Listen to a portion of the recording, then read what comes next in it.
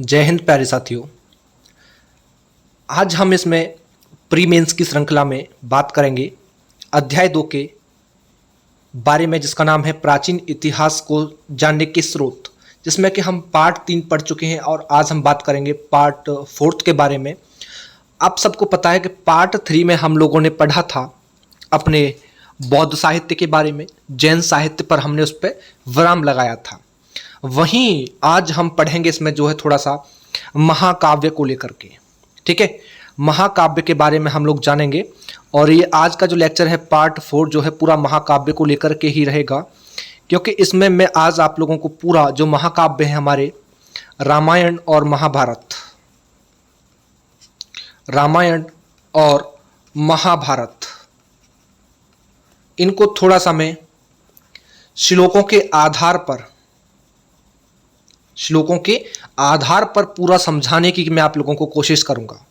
ठीक है, और इसमें बताने के लिए, लिखवाने के लिए कोई ज़्यादा बड़ी बातें नहीं है, केवल आप लोगों को इसको ध्यान से सुनना है। ठीक है, महाकाव्य देखिए, रामायण और महाभारत जैसा कि आप लोग देख रहे हो कि लिखा हुआ है सामने आप लोगों के कि रामायण और महाभारत अगर देखा जाए अपने भारत में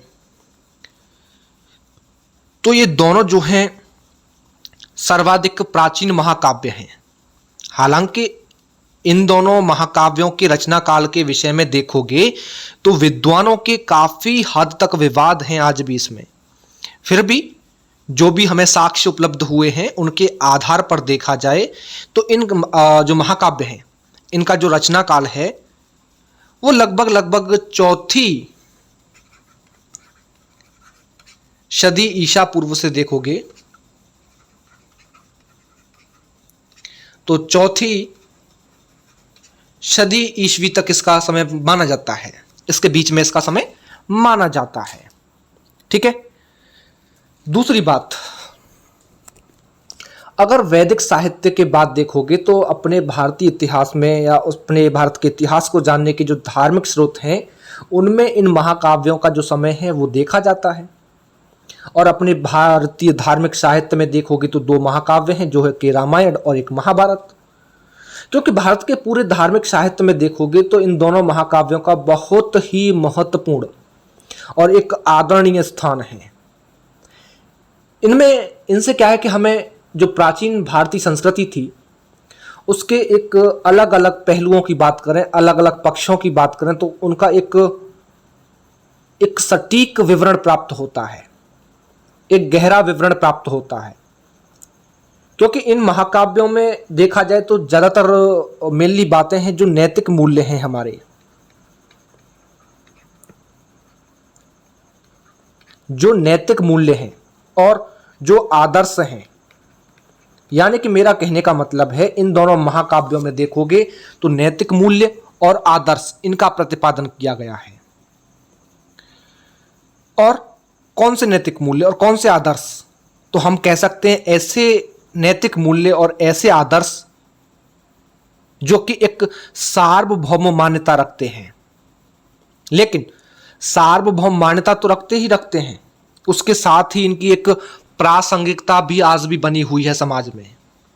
यानी कि ग्रंथों की रचना मैंने बताई थी इनकी महाकाव्यों की 4वीं शताब्दी ईसा पूर्व में मानी जाती है। और इनका जो वर्तमान स्वरूप है, जो हम आज लोग जो पढ़ते हैं, अगर देखा जाए तो उसका समय बताया जाता है 2री और 4वीं शताब्दी ईस्वी में लगभग बनकर के तैयार हुआ। अगर यहां रामायण की थोड़ी सी पहले बात कर लें शॉर्ट तरीके से हम लोग, देखिए रामायण हमारा सभी भारतीयों का एक सर्वप्राचीन महाकाव्य है। इसकी जो रचना की थी रामायण की वो किसने की थी? महर्षि वाल्मीकि ने की थी। किसने की थी? महर्षि वाल्मीकि ने जो है रामायण की रचना की थी। और महाभारत में वाल्मीकि के साथ साथ रामायण की एक संक्षिप्त कथा भी देखने को मिलती है। और जो कथा देखने को मिलती है उससे हमें इस चीज के बारे में पता चलता है कि जो रामायण है वो महाभारत से प्राचीन है। और रामायण के रचना काल में देखोगे तो विद्वानों में मतभेद है। एक अपने इतिहासकार हुए हैं विंटरनित्ज महोदय,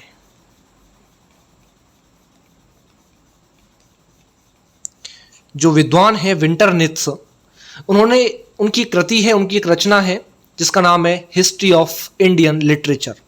इनकी कृति का नाम क्या है, ध्यान रखिएगा, history of Indian literature, Indian literature. तो जो हिस्ट्री ऑफ इंडियन लिटरेचर है उसमें रामायण का रचना काल जो बताया गया है वो 4वीं शताब्दी ईसा पूर्व माना गया है, और इसे अंतिम स्वरूप की बात करें जो वर्तमान में हम लोग पढ़ते हैं वो 2वीं शताब्दी ईसा पूर्व बताया गया है। और हालांकि संप्रति इसमें बात करें तो 24,000 श्लोक हैं रामायण में। कितने श्लोक हैं? 24,000 श्लोक हैं, और 24,000 इसमें श्लोक हैं। और याद रखिएगा इस रामायण को जो है चतुर्विशति शास्त्री संहिता भी कहते हैं। क्या कहते हैं? चतुर्विशति शास्त्री संहिता, शास्त्री संहिता हम इस रामायण को कहते हैं। और जो एक अमेरिकी अंतरिक्ष एजेंसी है नासा, उसके जो सॉफ्टवेयर हैं, उसकी सॉफ्टवेयर की जब गणना हुई थी और उन गणनाओं के आधार पर देखोगे तो जो रामायण का जो घटनाक्रम है उसका काल जो है वो 5100 ईसा पूर्व बताया जाता है। कितना? 5100 ईसा पूर्व बताया जाता है। और अपने अगर उसकी बात करें भारतीय पुरातत्व सर्वेक्षण विभाग की, और जो हमारा भारतीय पुरातत्व सर्वेक्षण विभाग जो था उसके डॉक्टर एल.एम. बहल जो थे, जो एल.एम. बहल थे, उन्होंने ऐसा कहा था कि इन तिथियों का मिलान जो है पुरातन श्लोकों से करना, और इन श्लोकों का जब पुरातन किया जाएगा या मिलान जब किया जाएगा तो इनकी पुष्टि बहुत अच्छे तरीके से होती है। जो IRS है और IRS के जो डॉक्टर पुष्कर भटनागर थे, उन्होंने भी इन तिथियों की पुष्टि की है, सही माना है। उसके बावजूद भी विद्वानों में देखोगे तो रामायण की जो ऐतिहासिकता है और जिसका काल है उसको लेकर के मतभेद है। मैं आप लोगों को कई बार इस चीज बता चुका हूं। और रामायण में देखोगे तो जो हम हिंदू लोग हैं, हमें हिंदुओं को और जो यवन थे, कौन कौन? एक तो हिंदू, यवन और शक, तीनों की बात कर रहा हूं। तो हिंदुओं की, यवनों के और शकों का जो संघर्ष था, उनके जो विवरण है वो प्राप्त होते हैं। क्योंकि यहां पे देखोगे जो राजा हुआ करता था वो मंत्री परिषद की सलाह पर, जो सलाह हुआ करती थी उस पर शासन करता था।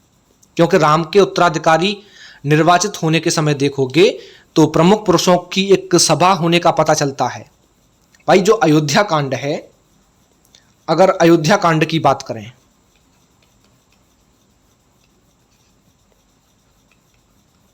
अयोध्या कांड में जो प्रशासन है और प्रशासन के कितने भाग बताए जाते हैं? 18। जो 18 विभाग थे उन 18 विभागों के बारे में जानकारी मिलती है।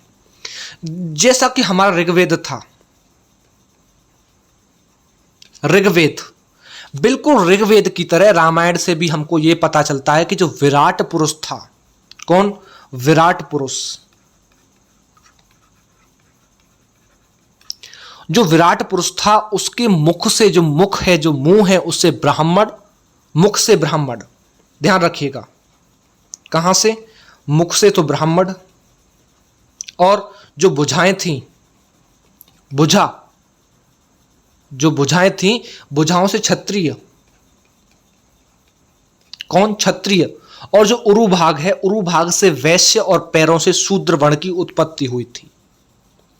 और जो कृषि थी, कृषि की अगर महत्वता देखें तो उसको प्रतिपादन या प्रतिपादित करते हुए जो सीता जी थी, सबने सीता जी का नाम सुना है अच्छी तरीके से। सीता जी के जो पिता थे वो कौन थे? महाराज जनक थे, राजा जनक थे। तो जो राजा जनक थे उनको हल चलाते हुए दिखाया गया है, और जो भगवान राम थे, श्री राम थे, उनको अश्वमेघ जो यज्ञ था वो करते हुए बताया गया है।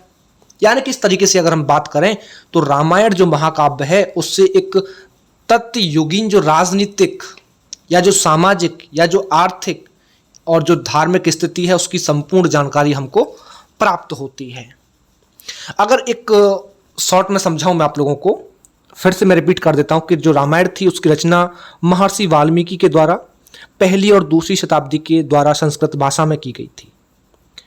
जो वाल्मीकि की जो कृति है रामायण, उसमें देखोगे तो 6000 श्लोक थे, जो कि कालांतर में जाकर के 12000 हुए और फिर कितने हुए, 24000 हो गए। मैंने बताया कि चतुर्वेशांति शास्त्रीय संहिता इसको कहते हैं। और जो वाल्मीकि जी ने रामायण लिखी, उस रामायण में बालकांड, अयोध्या कांड, अरण्य कांड, किष्किंधा कांड, सुंदर कांड, युद्ध कांड और उत्तरकांड, ये 7 कांड थे जिनमें बटा हुआ था रामायण जो है। और रामायण के द्वारा देखोगे तो उस समय की जो राजनीतिक, सामाजिक, धार्मिक स्थिति थी उसका हमें ज्ञान होता है। अगर राम कथा पर देखोगे, जितने भी ग्रंथ हैं आधारित, उनका अनुवाद जो है सबसे पहले भारत से बाहर हुआ था। और कहाँ किया गया था? चीन में। रामायण का जो अनुवाद किया गया वो चीन में हुआ सबसे पहले। जो भुशुंडी रामायण है उसको हम लोग आदि रामायण कहते हैं। क्या कहते हैं? आदि रामायण कहते हैं। तो आइए उसी रामायण के बारे में हम लोग आज डिटेल में समझेंगे, उसकी पूरी कथा को जानेंगे।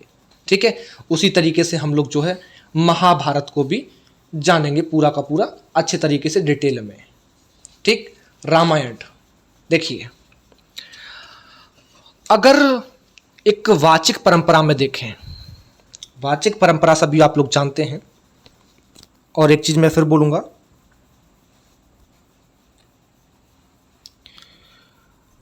कि जो बताने जा रहा हूं आप लोगों को, हालांकि आप लोगों के लिए इंटरव्यू पॉइंट से इंपॉर्टेंट रहे, क्योंकि इंटरव्यू पैनल में आपसे कुछ भी पूछा जा सकता है और फिर भी आप लोगों को इन चीज़ों का सबका ज्ञान होना बेहद जरूरी है। ठीक, जो वाचिक परंपरा में आप लोगों को बोल रहा हूं, वाचिक का मतलब होता है एक तरीके से बोल करके सुनाना, वाचिक परंपरा। ठीक है, रामायण के बारे में बात करेंगे पहले हम जो है, और श्लोकों के आधार पर भी बात करेंगे। तो जो वाचिक परंपरा है उसमें राम कथा देखोगे तो बहुत ही ज्यादा महत्वपूर्ण है, क्योंकि रामायण एक भारतीय संस्कृति का एक अत्यंत ही महत्वपूर्ण महाकाव्य है। और रामायण के रचनाकार जो थे मैं बता चुका हूं आप लोगों को कौन थे, महर्षि वाल्मीकि थे। महर्षि वाल्मीकि। तो जो राम कथा है उसको जन जन में प्रचारित करने का जो श्रेय दिया जाता है, जो श्रेयकर कार्य था, वो किसका था? हमारे महाकवि तुलसीदास जी का। किसका? तुलसीदास जी का। ठीक, तुलसीदास जी ने क्या किया, जो रामचरितमानस है वो लिख करके रामायण का जन जन में प्रचार किया। क्या लिख करके? रामचरितमानस लिख करके, रामचरितमानस। और गोस्वामी तुलसीदास जो थे, गोस्वामी तुलसीदास जी के गुरु का क्या नाम था? उनके गुरु का नाम था श्री नरहरिदास। क्या नाम था? इनके जो गुरु थे उनका क्या नाम था? श्री नरहरिदास। तो जो गोस्वामी तुलसीदास थे उनके जो गुरु थे श्री नरहरिदास, उन्होंने नरहरिदास से जो रामायण सुनी, ध्यान रखिएगा कहां पर सुनी? शूकर खेत, शूकर खेत में सुनी। और शूकर खेत कहां पर था ये? तो याद रखिएगा जो वराह क्षेत्र है, उस वराह क्षेत्र में शूकर खेत में इन्होंने अपने गुरु से रामायण सुनी। और गोस्वामी तुलसीदास ने जो अयोध्या है, कौन? अयोध्या। अयोध्या कहां पर है? सरयू नदी के तट पर। तो उसी सरयू नदी के किनारे पर जो है रामचरितमानस की रचना की। इसमें टोटल 7 कांड हैं। रामायण में कितने कांड हैं? 7 कांड हैं। मैं बता चुका हूं आप लोगों को, बाल कांड, अयोध्या कांड, अरण्य कांड, किष्किंधा कांड, सुंदर कांड, लंका कांड और उत्तर कांड। और इसमें याद रखिएगा बाल कांड और जो उत्तर कांड थे वो दोनों के दोनों बाद में जोड़े गए थे। और दोनों कांडों में देखोगे तो तुलसीदास ने जो है, जो राम कथा है उसकी वाचिक परंपरा का इतिहास भी बताया है। क्योंकि जो ब्रह्मा जी थे, ब्रह्मा जी ने महर्षि वाल्मीकि को जो है रामचरित की एक काव्यमय प्रस्तुति, एक उसकी प्रस्तुति के लिए प्रेरित किया था। क्योंकि इस तरह देखोगे तो महर्षि वाल्मीकि ने रामायण की रचना की और ब्रह्मा जी के पुत्र थे कौन? नारद जी। तो जो नारद जी थे, नारद जी ने क्या किया, जो महर्षि वाल्मीकि थे उनको एक आदर्श चरित्र के रूप में राम का चरित्र बताया। और जो महर्षि वाल्मीकि थे उन्होंने रामायण का जो स्वरगान था वो लवकुश को सिखाया। और लवकुश ने क्या किया कि राम की कथा जो थी वो लोगों को गाकर के सुनाई, लोगों को गाकर के सुनाई। और भारत का जो सुप्रसिद्ध एक टीवी सीरियल जो है रामानंद सागर, और रामानंद सागर के जो रामायण है उसका ये गीत भी आज भी लोगों के लिए देखोगे तो लोगों की जुबान पर रहता है। सब जानते हो कि एक जो क्या बोलते हैं उसको, गीत था कि हम कथा सुनाते राम सकल गुणधाम की, यह रामायण है पुण्य कथा श्री राम की। यानी कि जो संस्कृत के आचार्य थे और जो विद्वान थे डॉक्टर नैनिहाल गौतम, कौन, ध्यान रखिएगा, डॉक्टर या विद्वान कह सकते हैं हम, जो डॉक्टर नैनिहाल गौतम,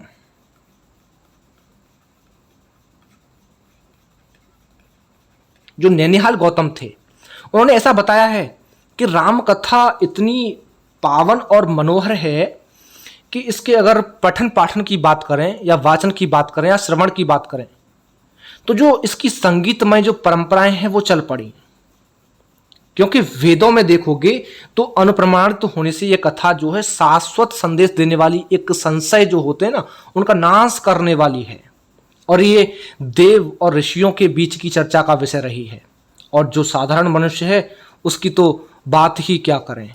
इसलिए उसके जो वक्ता थे, जो श्रोता थे, अनेकानेक हैं। अब यहाँ इस चीज से मुझे श्लोक याद आता है, क्योंकि मैंने आपको बात बोली ना, इसके वक्ता और श्रोता अनेकानेक हैं। और कहा भी गया है रामायण में कि हरि अनंत हरि कथा अनंता, हरि अनंत हरि कथा अनंता, कहाँ ही सुनहि बहुविधि सब संता। ठीक, ये बात वहां से मुझे थोड़ी सी याद आती है। अगर हम राम कथा की यहां बात करें, थोड़ी सी राम कथा भी मैं आप लोगों को एक संक्षेप में समझा देता हूं पूरी की पूरी यहां पे, क्योंकि यहां हम महाकाव्यों की बात करें तो मैं नहीं मानता हूं कि हम शॉर्ट में पढ़ते हुए चलें, पूरा डिटेल में हम लोगों को पढ़ते हुए आगे बढ़ना है। क्योंकि अभी आप लोगों ने देखा होगा रिसेंटली 2021 का जब यूपीएससी का एग्जाम हुआ तो वहां उसने गीता से सीधा प्रश्न उठा करके रखा कि सत्य ही यथार्थ है और यथार्थ ही सत्य है। इसका मतलब क्या हुआ कि बच्चों को गीता पढ़नी चाहिए, तो गीता कहां से पढ़ें, समय नहीं है। लेकिन हमें उस चीज को ध्यान में रखते हुए प्रत्येक चीज को लेकर के चलना है, क्योंकि हमें कोई भी अपना वीक पॉइंट बिल्कुल भी नहीं छोड़ना है। तो हम यहाँ राम कथा की बात करेंगे। देखिए, राम कथा का जो युग बताया जाता है वो त्रेता युग बताया जाता है, त्रेता युग। और त्रेता युग में एक बार क्या हुआ था कि जो भगवान शिव थे और भगवान शिव की जो पत्नी थी उनका नाम था सती। तो सती के साथ जो है जो अगस्त्य ऋषि थे उनके यहाँ ये पहुंचे, और उनसे क्या हुआ कि भगवान शिव ने राम कथा सुनी अगस्त्य ऋषि से, और उन्हें भी रामचरित्र के बारे में शिव जी ने बताया। और ये एक प्रकार का सत्संग था। जब वहां से लौट रहे थे, लौटते समय जब सती जी जो थी शिव जी की पत्नी, उन्होंने राम को देखा तो उन्हें संशय हुआ कि वो सुकुमार क्या इतना महान हो सकता है जितना बताया जाता है। भाई, जो अगस्त्य ऋषि थे और जो शिव जी थे उनके सत्संग में उन्होंने सुना कि जो भाई राम जी जो थे उस समय भाई एक नवयुवक थे। तो सती जी के मन में ऐसा विचार आया कि जो सुकुमार है इतना महान कैसे हो सकता है। अब आप लोगों ने भी सुना होगा, हालांकि इस पर एक गीत भी, संगीत भी बना हुआ है। तो जो सती जी जो थी उनकी परीक्षा लेने के लिए क्या हुआ कि सीता का रूप रख करके जो है उनके सामने पहुंची। क्योंकि आप लोगों ने सुना होगा ना कि पार्वती जब सीता बनकर जय श्री राम के सम्मुख आई और भगवान राम ने उनको माता कहकर के बुलाया, तो जो ऐसा उन्होंने सोचा तो भगवान शिव जो थे वो नाराज हुए और उन्होंने सती जी का जो मानसिक रूप था उससे परित्याग कर दिया। सती जी जो थी उनका मानसिक रूप से परित्याग कर दिया। और सती ने अपने पिता, सती के पिता का क्या नाम था, दक्ष था, दक्ष। तो दक्ष के यज्ञ में अपनी जीवन लीला समाप्त कर ली। पता होगा ना सती नाम क्यों, मतलब कि उसी में जाकर के वो कूद पड़ी थी आग में। बाद में क्या हुआ कि हिमालय की जो पुत्री थी पार्वती, उसके रूप में पुनर्जन्म लेकर के शिव की अर्धांगिनी यानी कि पत्नी दोबारा से बनी। और सती का मानसिक रूप से परित्याग करने के बाद शिवजी जो थे वो अत्यंत व्यथित थे, क्योंकि मानसिक जो शांति थी उसके लिए वे शमेरु पर्वत की उत्तर दिशा में जो नील पर्वत पड़ता है उसके शिखर पर गए, और वहां बरगद का एक पेड़ था, उसकी छाया में जो काग विशुंडी थे, और काग विशुंडी जी राम कथा गा करके अनेक पक्षियों को सुनाते थे।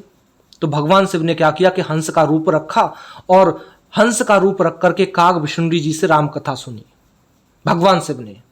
और पार्वती जी ने जब शिव जी से राम कथा सुनने का निवेदन किया तो शिव जी ने कहा कि तुम्हारी जो राम कथा है वो जानने में जिज्ञासा को देखकर जैसे मैंने सुना वही राम कथा में तुम्हें सुना रहा हूं। और इस प्रकार से देखोगे तो शिव जी ने विस्तार से राम कथा पार्वती जी को सुनाई। इसके बाद राम कथा सृष्टि में सार्वजनिक हो गई।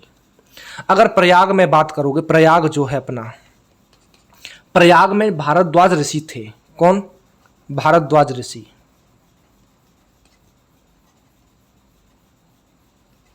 प्रयाग में जो भारद्वाज ऋषि थे उनके आश्रम में संत समागम होता रहता था। और एक बार उपनिषदों के जो ज्ञाता थे महर्षि याज्ञवल्क्य वो यहां पहुंचे। तो जो भारद्वाज ऋषि थे उन्होंने उनसे रामकथा सुनने की कहा। तो भारद्वाज ऋषि ने क्या कहा कि जो कथा शिव जी ने पार्वती जी को सुनाई वही मैं आप सभी जनों को सुना रहा हूं। उन्होंने रामकथा को वहां उपस्थित संतों को सुनाया। तो जो सुमेरु पर्वत था उस पर पार्वती जी की छाया जो थी उसमें जो लोमस ऋषि थे। कौन? लोमस ऋषि। ध्यान रखिएगा, लोमस ऋषि बैठे हुए थे और लोमस ऋषि को राम कथा का ज्ञान शिव जी से प्राप्त हुआ। उनसे एक बालक ने बार बार श्री राम की कथा सुनाने को कहा। तो श्री राम की जो सगुण भक्ति है, सगुण भक्ति, उसके बारे में बताते हुए कहा। जब ऋषि ने उन्हें निर्गुण भक्ति के बारे में बताया तब बालक सगुण भक्ति के बारे में जानना भी चाह रहा था। भाई आप सिंपल सी बात है, कोई एक आप तर्क उठाइए तो वितर्क तो खुद ही बनता है। यानी कि ज्यादा तर्क वितर्क करने पर ऋषि जो थे वो क्रोध में आ गए। तो उन्होंने क्या किया कि उस बालक को जो है कौवा बनने का श्राप दिया। और वो बालक विचलित नहीं हुआ क्योंकि राम भक्ति उसके रोम रोम में बसी हुई थी, समाहित थी। और लोमस ऋषि को अपनी भूल का एहसास हुआ और उन्होंने बड़े प्रेम से उन्हें भगवान राम की सविस्तार कथा सुनाई और उन्हें आशीर्वाद भी दिया। और आशीर्वाद क्या दिया?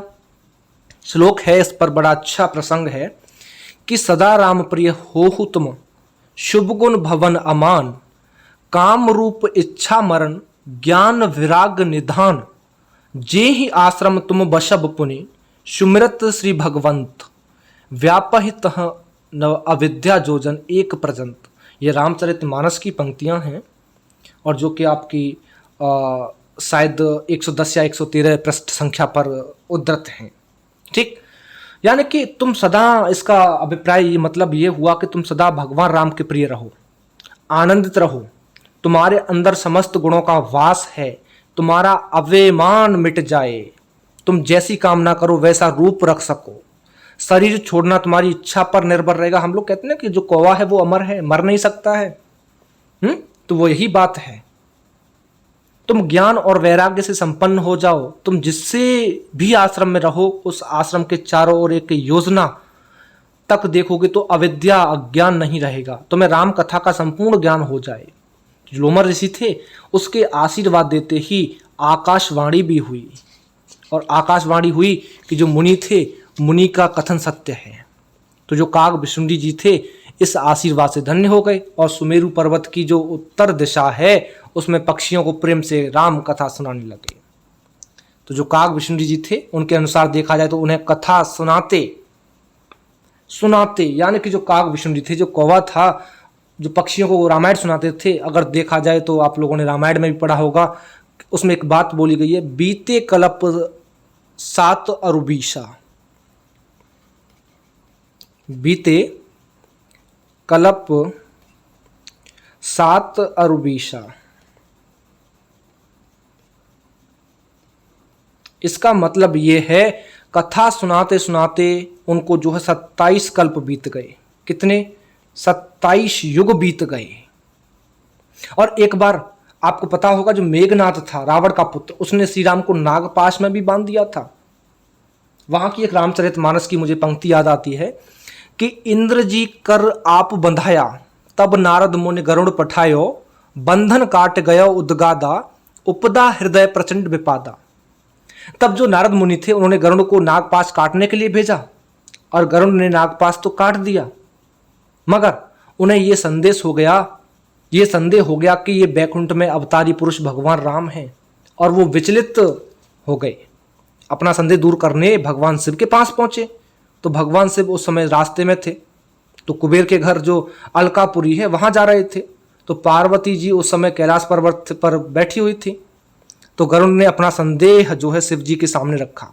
तो भगवान शिव ने कहा, तुम मुझे रास्ते में मिले हो, कवन भांति समझावो तहीं, यानी कि तुम्हें अपना संदेह दूर करने हेतु सत्संग की आवश्यकता है, तुम्हें राम कथा विस्तार से सुनने की आवश्यकता है। तुम काग विशुंडी जी के पास जाओ और वहाँ निरंतर राम कथा का श्रवण करते कई पक्षी आते हैं, वहाँ जाओ और राम कथा सुन करके सुनिश्चित रूप से तुम्हारा जो संदेह है वो दूर होगा।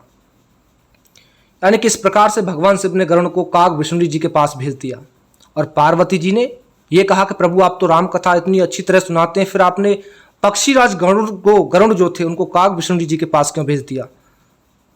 तब शिव जी का उत्तर सुनिए, रिप्लाई सुनिए कि कछु ने ही ते पुन में नहीं, राखा समझोई खग खगई कौ का भाषा।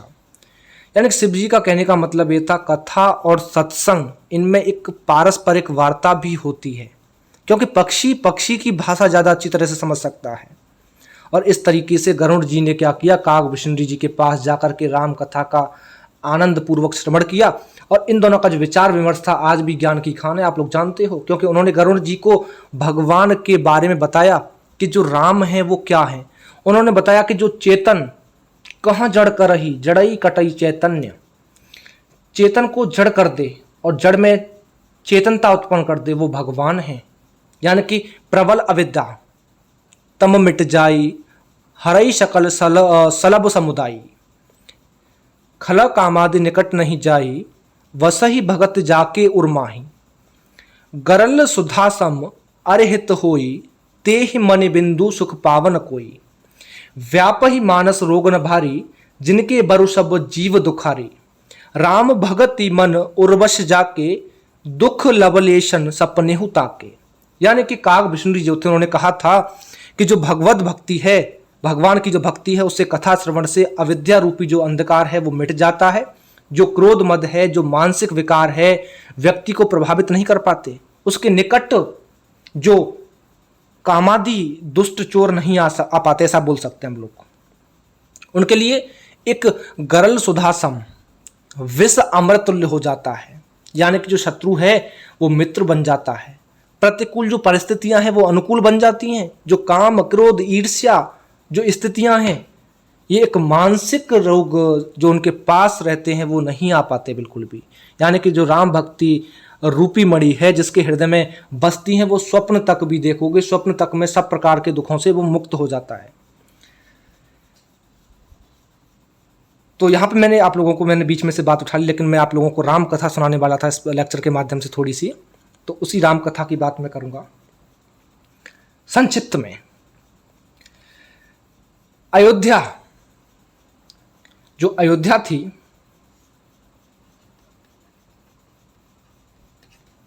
अयोध्या और अयोध्या के राजा थे दशरथ।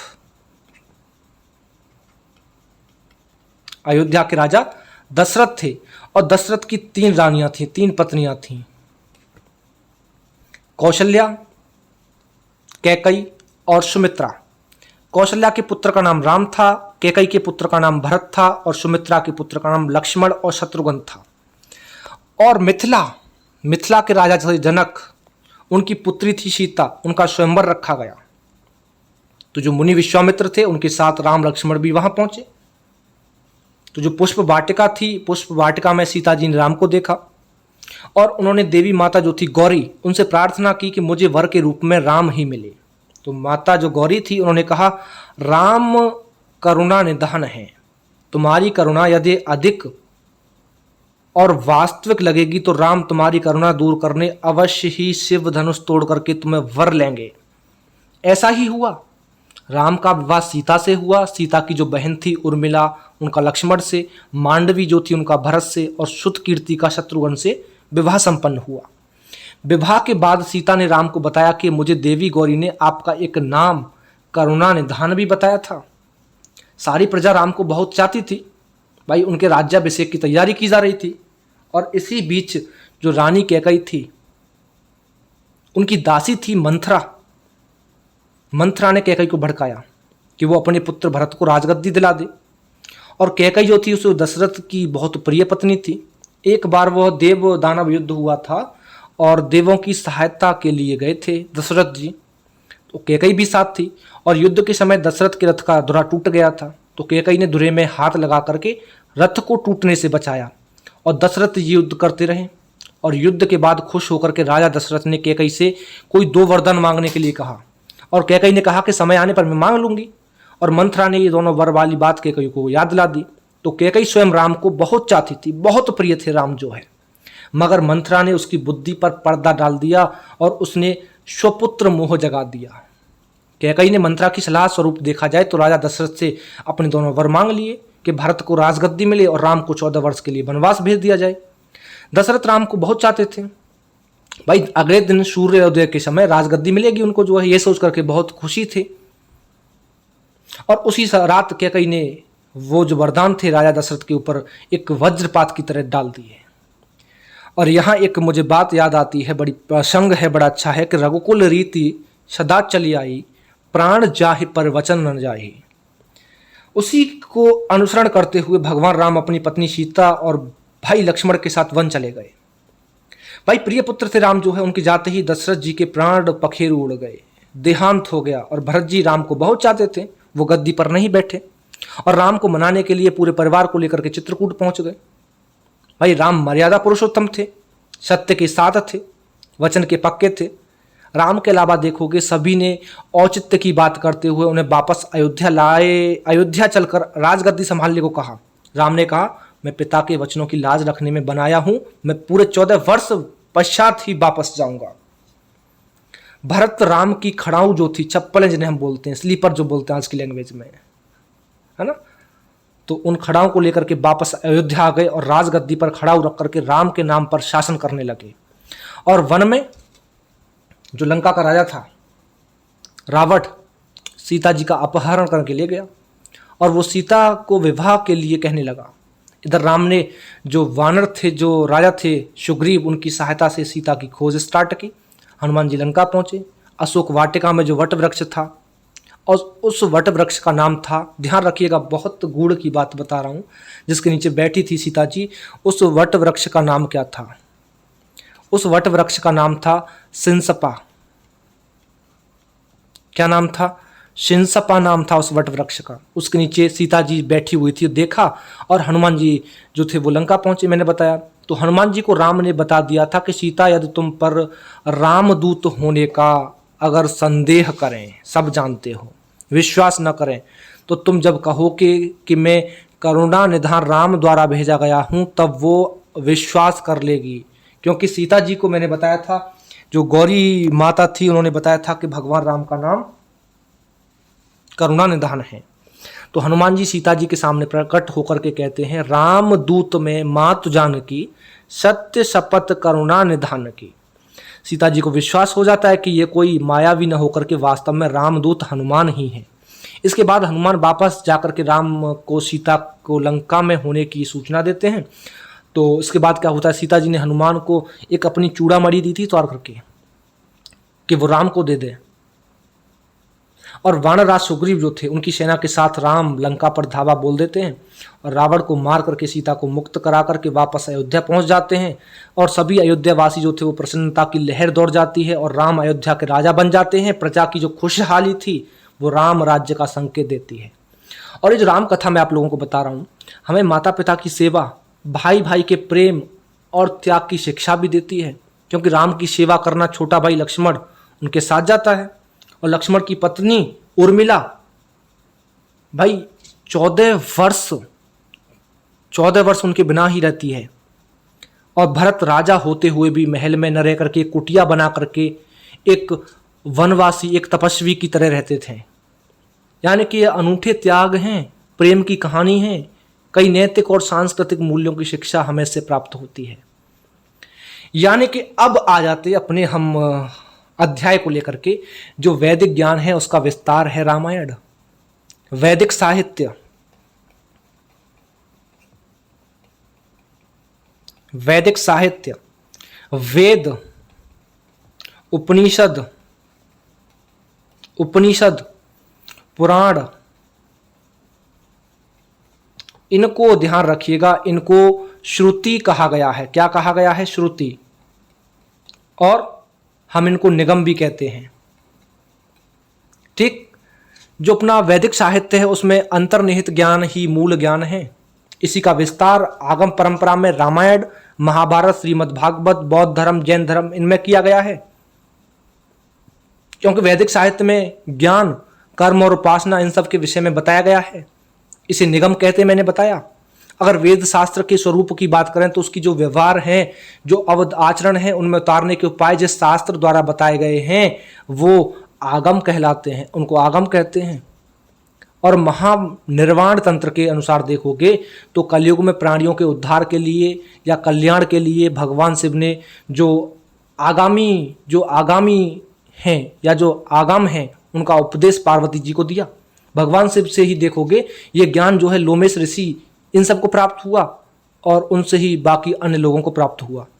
तो जो रामचरितमानस है उसमें मुझे एक बात फिर याद आती है, एक प्रसंग याद आता है जो कि पार्वती जी शिव जी से कहती हैं कि बंदहु पद धर धरनी शिरु विनय करऊ कर जोर वर्णव रघुबर विशद जसु श्रुति सिद्धांत निचोरे। यानी कि हम पृथ्वी पर सिर रख करके आपके चरणों में वंदना करते हैं और हाथ जोड़ करके विनती करते हैं कि धर्म, कर्म, उपासना का जो ज्ञान है, जो श्रुति जिसे हम वैदिक साहित्य में देखते हैं उसमें वर्णित है, सभी सिद्धांतों को ध्यान में रखते हुए भगवान श्री राम की कथा हमें सुनाइए, ऐसा बोलते हैं। और इस तरह देखोगे तो पार्वती जी कथा को वैदिक साहित्य का विस्तार और उसका व्यवहार पक्ष कहा गया है। तो गोस्वामी तुलसीदास जी ने स्वयं रामचरितमानस के स्टार्ट में ये बात बता दिया है कि ये कोरी कल्पना नहीं है, ये मूल या प्राथमिक स्रोत पर आधारित है। जिस तरह इतिहासकार आरंभ में अपने लेखन के स्रोत देता है, वैसे ही तुलसीदास जी ने स्रोतों का एक उल्लेख बालकांड के आरंभ में इन शब्दों में दिया है। वो कौन सा है? नाना पुराण निगमागम सम्मत यद रामायणे निगंदित क्वचिंदय पंथी। यानी कि रामचरितमानस बालकांड के स्टार्ट में 7वां जो श्लोक है उसमें तुलसीदास जी कहते हैं कि नाना पुराण, वेद, निगम, जिन्हें निगम बोलते हैं, तंत्र शास्त्र, वाल्मीकि की रामायण जिसे आगम बोलते हैं, उन सब में कुछ भी वर्णित जो भी है उसी का विस्तार है। उन्हीं सहस्त्रों का संग्रह रामचरितमानस में वर्णित है। यही नहीं, रामायण जी की आरती में भी स्पष्ट कहा गया है कि गावत वेद पुराण अष्टदश 6 शास्त्र सब ग्रंथन को रस। यानी कि रामायण में वेद, 18 पुराण, 6 वेदांग शास्त्र, इन सब का भी सार वर्णित है। यदि हम वेदों को इतिहास का प्राथमिक स्रोत मानते हैं तो उनके आधार पर विस्तारित आगम परंपरा के जो ग्रंथ रामचरितमानस है उसको भी इतिहास का स्रोत मानना ही होगा हम लोगों को। ठीक, तो ये थी आप लोगों की रामायण की बात। अगर मैं यहां बात करूं महाभारत की, हालांकि मैं थोड़ा सा आप लोगों को फिर बोलूंगा कि आप लोगों को बोरिंग फील ना हो, क्योंकि कथा काफ़ी विस्तृत और अच्छी कथा मैं मानता हूँ इसको थोड़ा सा। तो आप लोगों को अगर बोर फील हो रहा है थोड़ा सा तो धैर्य बनाइए, लेकिन बहुत अच्छी बातें हैं और ये जानना भी हम सभी लोगों के लिए, आप सभी लोगों के लिए बहुत बेहद ज़रूरी है, मानव जीवन के लिए बहुत बेहद ज़रूरी है। ठीक, हाँ, हम बात कर रहे थे किसकी? रामायण हमारा ख़त्म हुआ। अगर हम बात करें किसकी, उसकी महाभारत की, क्योंकि ये भी मैंने बताया कि ये भी उसका एक हिस्सा है। किसका? पुराण का। ठीक, पुराण का ये भी अपना एक हिस्सा है। महाभारत,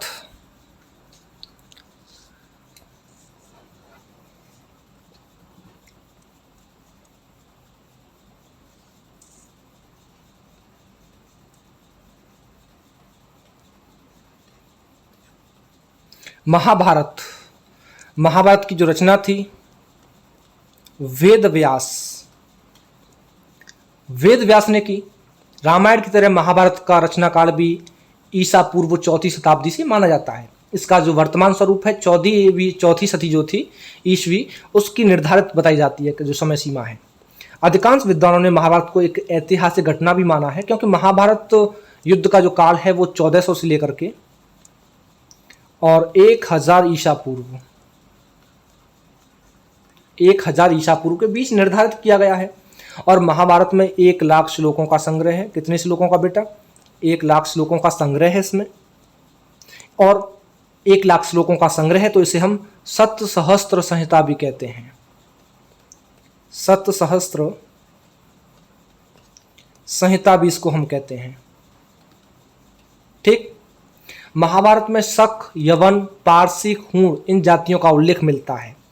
और महाभारत से हमको यह पता चलता है कि कोई भी शारीरिक योग्यता राजपथ की योग्यता थी, क्योंकि जो धृतराष्ट्र था उसको नेत्रहीन होने के कारण राजा नहीं बनाया गया था।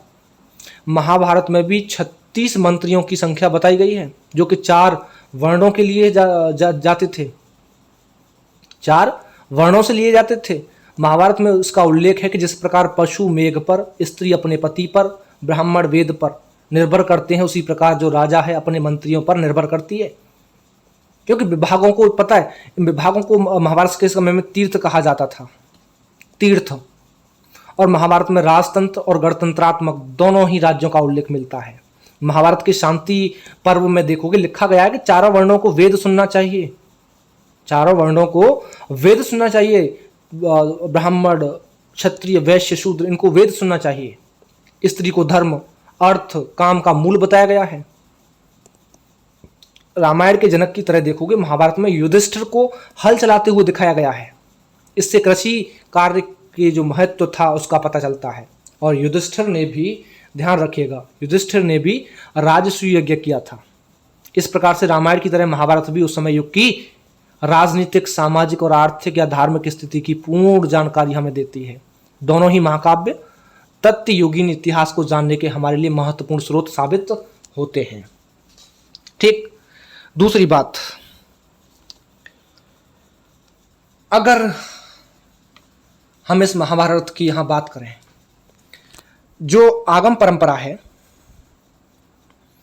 उस परंपरा में महाभारत महाकाव्य का वाचक जो परंपरा है उसकी दृष्टि से अत्यंत ही महत्वपूर्ण स्थान है।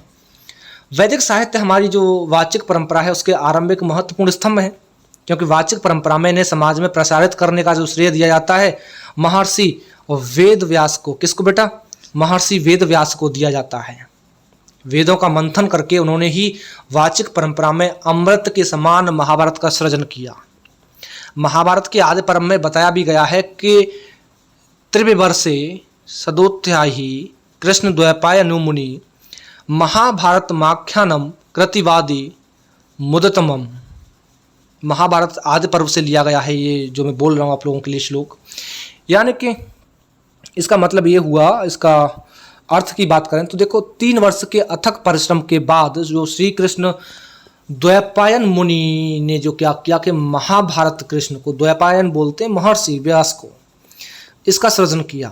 महाभारत के सृजन का मूल वैदिक साहित्य में विद्यमान है, क्योंकि वाचिक परंपरा में कहा गया है कि जब महर्षि व्यास ने पृथ्वी पर धर्म का ह्रास होते हुए देखा था तब उन्होंने वेद का व्यास कर दिया, यानी कि विभाग कर दिए। और कृष्ण द्वैपायन से वेद व्यास के रूप में विख्यात हुए और वेदों का विभाग करके उन्होंने अपने शिष्य पैल ऋषि, ऋषि जैमिनी, ऋषि जो कौन थे उनका नाम था वैशंपायन, अंगीरा, इनको अलग अलग वेदों के विकास का कार्य सौंपा। क्योंकि सूत थे गोस्वामी जो थे, उन्होंने वाचिक परंपरा में सौनिक साहित्य जो है और भी ऋषियों को बताया है कि चातुर्होत्रम कर्म शुद्धम प्राणाणम विश्ववेदकम वेददाह तस्गंतसे वेदमेकम चतुर्विद्यहतम। ये श्रीमद् भगवद गीता से लिया गया है। और इसमें ऐसा बताया गया है कि पृथ्वी धर्म की एक स्थापना के लिए जो महर्षि व्यास थे उनको लगा के वेदों में वर्णित यज्ञ के जो साधन हैं वो लोगों की वृत्तियों को शुद्ध और पवित्र बताने में सक्षम है। उन्होंने अपने द्वारा संकलित वेद के 4 भागों में बांट दिया और वाचिक परंपरा में उनका विस्तार हो और अधिक से अधिक लोग लाभान्वित हों इसके, यानी कि इसका उपयोग कर पाएं। और ज्ञान के विकेंद्रीकरण का एक महत्वपूर्ण उदाहरण भी मैं आप लोगों के लिए लूँ। ऋग्यजु सामाथवार्क्यम वेदाश्चवातर उद्धृतः इतिहास पुराणम च पंचमो वेद उच्यते। यानी कि महर्षि व्यास एक दूरदृष्टा ऋषि थे।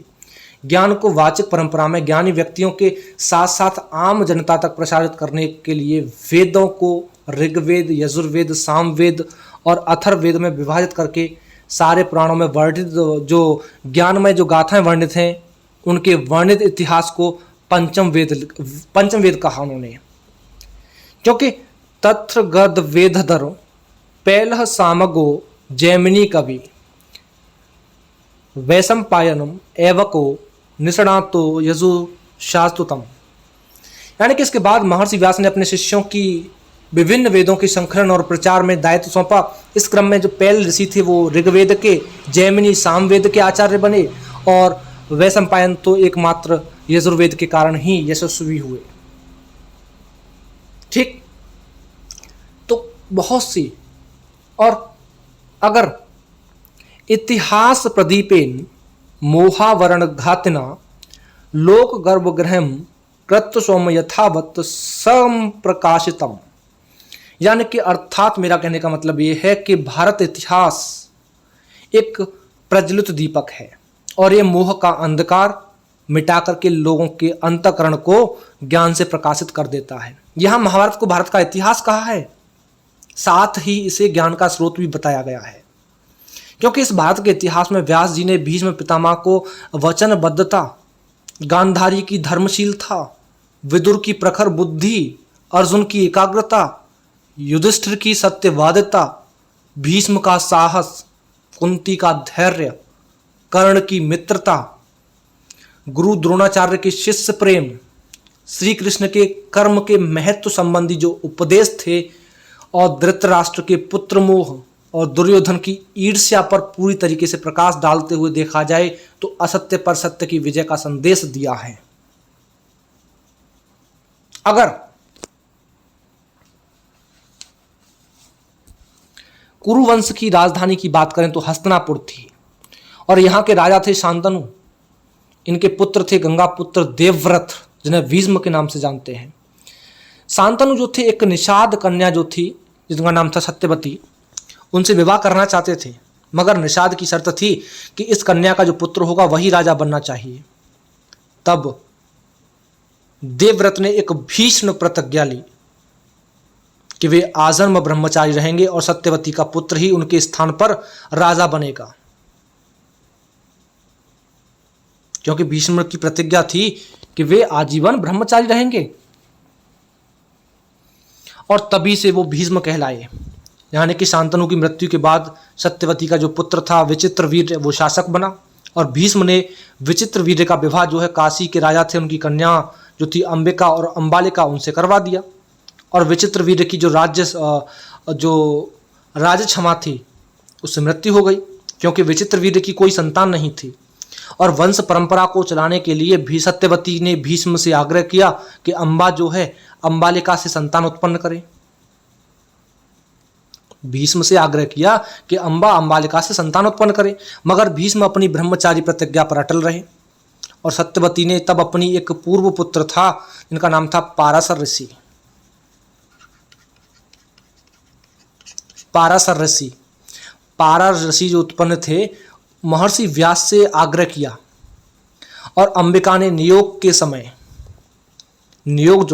समय महर्षि व्यास का रूप देख करके आंखें बंद कर ली क्योंकि भाई ऋषि थे, बड़ी दाढ़ी थी, जटाएं थी और जब आंखें बंद कर ली तो उसने नेत्रहीन धृतराष्ट्र को जन्म दिया और अंबालिका व्यास को देख करके भय से पीली पड़ गई। तो उन्होंने पांडु यानी कि अंबालिका और व्यास से पांडु को जन्म हुआ और एक दासी से विदुर उत्पन्न हुए।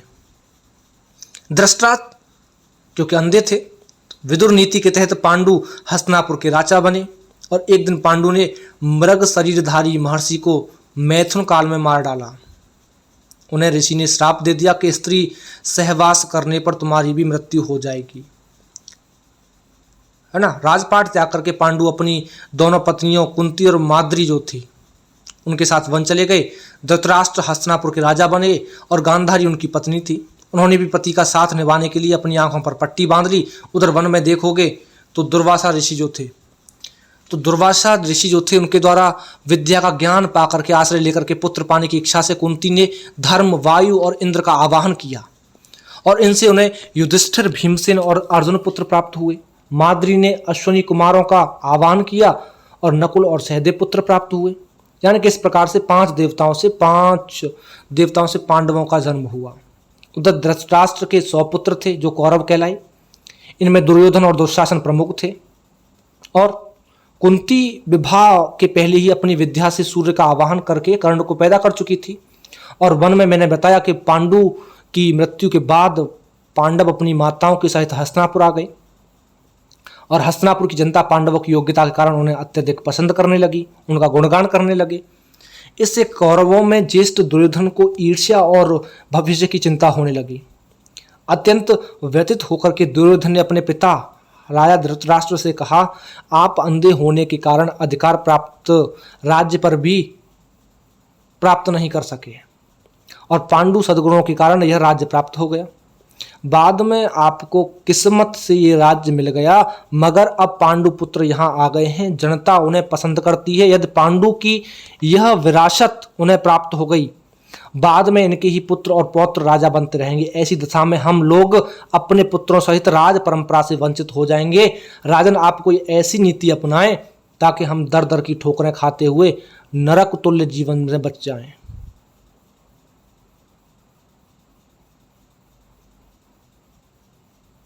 भाई कथा तो बहुत लंबी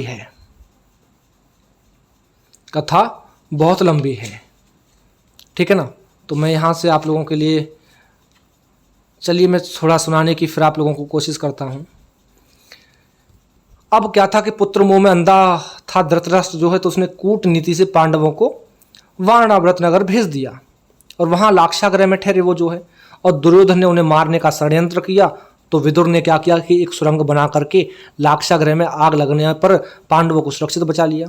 इस प्रकार से पांडव वन चले गए और एक बार गहन वन में सभी पांडव माता सहित सो रहे थे, तभी भीम जाकर करके पहरा दे रहे थे। और पास ही एक देखोगे तो हिडिंब नाम का एक राक्षस था।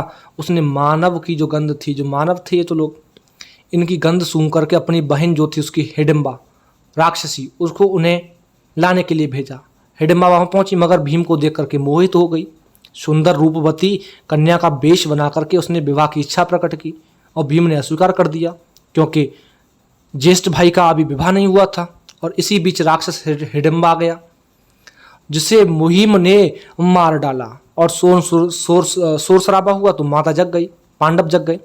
हिडिंबा ने उन्हें अपना परिचय दिया और भीमसेन से अनुराग की इच्छा बताई।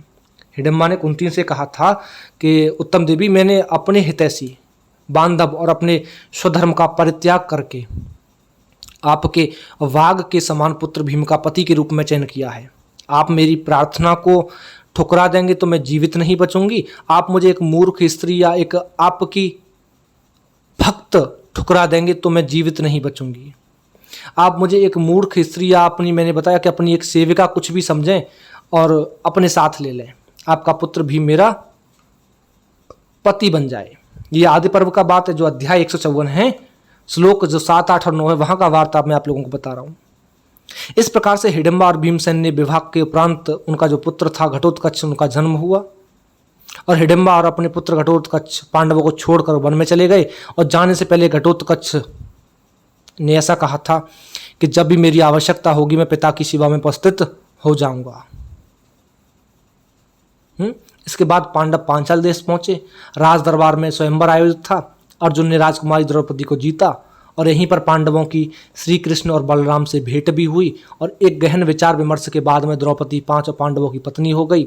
और भीष्म पितामह की सलाह पर धृतराष्ट्र ने पांडवों को वापस बुलाया और संपूर्ण राज्य को अपने और पांडु पुत्रों में विभाजित कर दिया। पांडव इंद्रप्रस्थ में नई राजधानी बना करके रहने लगे। अर्जुन द्वारकापुरी पहुंचे और वहां उन्होंने श्री कृष्ण की बहन सुभद्रा से विवाह कर लिया। और युधिष्ठिर ने राजसूय यज्ञ के अवसर पर दुर्योधन इंद्रप्रस्थ बुलाया और पांडवों का जो वैभव था वो देख करके वो और ईर्ष्या से जल उठा। दुर्योधन ने तब पांडवों को द्रुत कीड़ा, जूहा जो बोलते हैं, उसके लिए आमंत्रित किया। और द्रुत कीड़ा विशेषज्ञ जो थे मामा शकुनी, उनकी मदद से दुर्योधन ने युधिष्ठिर की उसका संपूर्ण राज्य, भाइयों और उसकी पत्नी द्रौपदी को जीत लिया। सभा भवन में द्रौपदी का चीरहरण हुआ, तब कृष्ण ने उसकी लज्जा बचाई और एक समझौते के तहत पांडवों को द्रौपदी सहित 12 वर्ष का वनवास, एक अंतिम 13वें वर्ष अज्ञातवास दिया गया।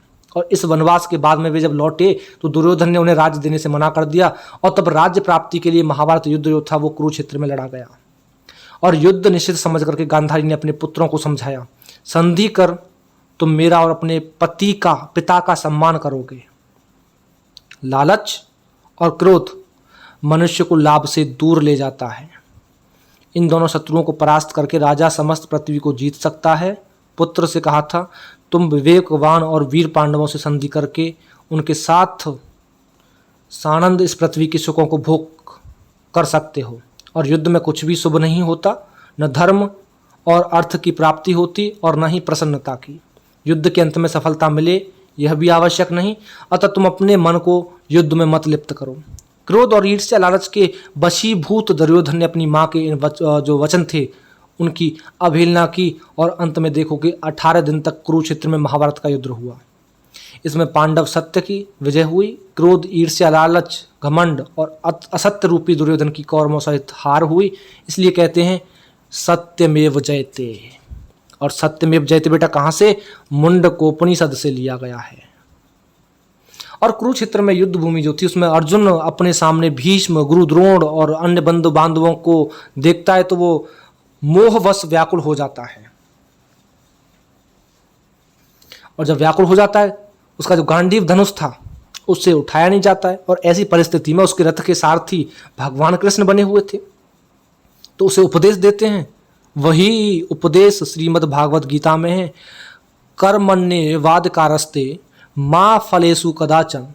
यानी कि इस समस्त गीता का सार जो है, तत्व है। कृष्ण कहते हैं कि हे अर्जुन, तू मोह में न पड़, भविष्य की चिंता मत कर, क्योंकि फल तेरे हाथ में नहीं है।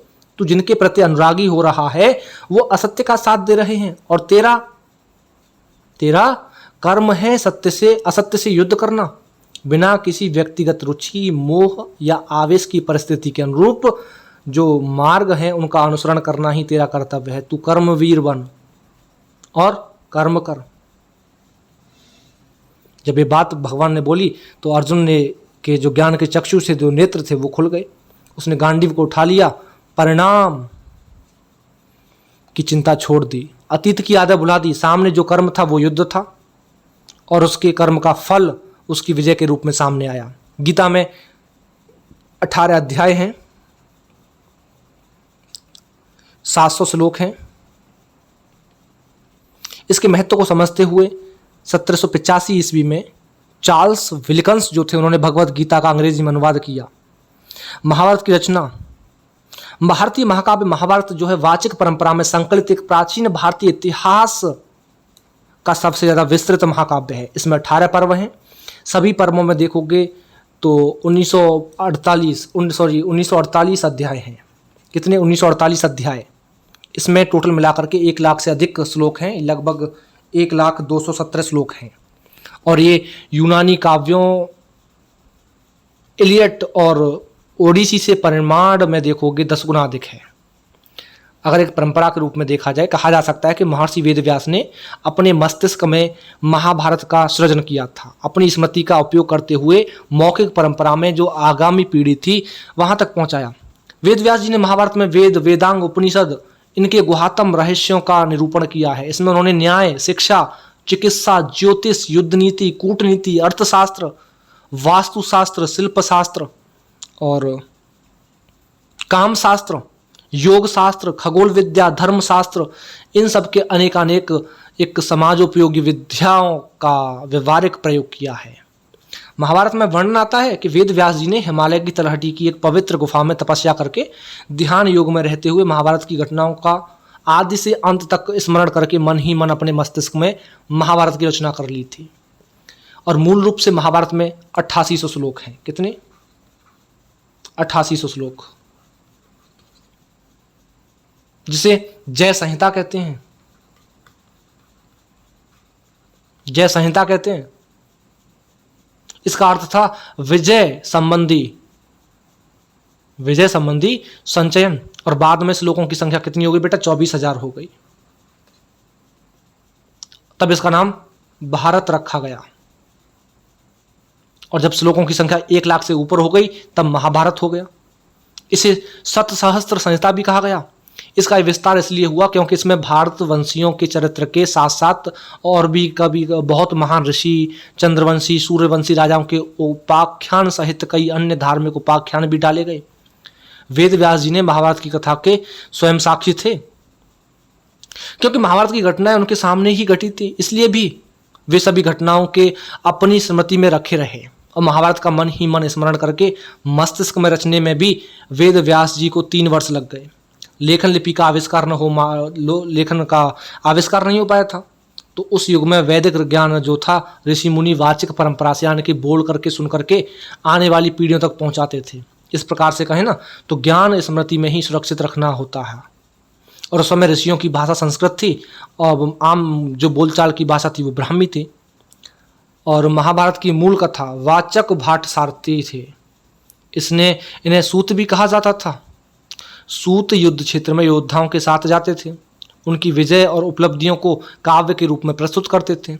जो श्रुति परंपरा थी उसके तहत देखोगे महाभारत काव्य का भी लेखन कला के आविष्कार तक पीढ़ी दर पीढ़ी मौखिक एक संप्रेषण होता रहा।